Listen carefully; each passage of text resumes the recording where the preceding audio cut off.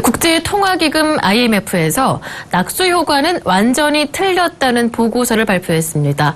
그동안 정부는 물론 재계, 학계 등에서 상위 측의 소득을 늘리면 하위층도 덩달아 효과를 본다는 낙수 효과를 강조해 왔는데요.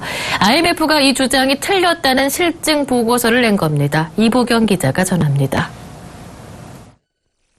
신자유주의의 천병 국제통화기금 IMF에서 부의 낙수 효과는 완전히 잘못된 논리라는 주장이 나왔습니다. 낙수 효과란 대기업과 부유층의 소득이 늘어나면 경기가 전반적으로 부양되면서 결국 저소득층에게도 혜택이 돌아가 소득 양극화가 해소된다는 신자유주의의 논리입니다. IMF는 현지 시각 15일 소속 경제학자 5명이 작성해 공개한 소득 불균형의 원인 및 결과라는 제목의 보고서에서 150여 국가의 사례를 분석한 결과 상위 20%의 계층의 소득이 1%포인트 증가하면 이후 5년의 성장이 연평균 0.08%포인트 감소한다고 보고했습니다. 이를 통해 IMF는 낙수 효과는 일어나지 않는다고 못 박았습니다. 반면 하위 20%의 소득이 1%포인트 늘어나면 그 기간의 연평균 성장이 0.38%포인트 증가한다고 지적했습니다. 보고서의 결론은 하위 계층의 소득을 늘리고 중산층을 유지하는 게 성장에 도움이 된다는 것입니다. 그러면서 소득 불균형 확대가 성장과 거시경제 안정에 심각한 충격을 가한다며 이것이 이 시대의 결정적 도전이라고 거듭 경고했습니다. 보고서는 저소득층을 쥐어짜는 것이 결국 노동 생산성 저하로 이어져 소득 불균형을 더욱 심각하게 만드는 악순환을 불가피하게 한다고 강조했습니다. IMF라는 기관이 낙수 효과를 가장 대변해온 국제 금융기관이거든요.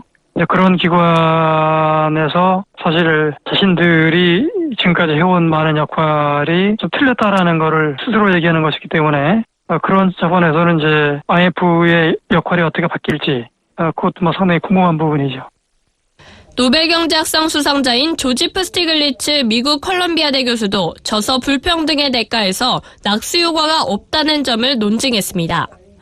스티글리츠 교수는 이 책에서 심각한 불평등은 성장의 가속화로 이어지지 않았으며 대부분의 미국인들은 실제로는 자신의 소득이 감소하거나 정체되는 것을 목격해왔다고 밝혔습니다. 상위 계층에게 돌아가는 분은 하위 계층을 희생시키는 데서 나온 것이라고 강조했습니다. 소득 불균형 심화에 대한 버락 오바마 미국 대통령과 프란체스코 교황 그리고 경제협력개발기구 등에서 최근 내놓은 우려와도 맥을 같이 하는 것입니다. 신자유주의의 천병으로 여겨져 온 IMF마저 낙수 효과를 전면 부정하고 나섰습니다.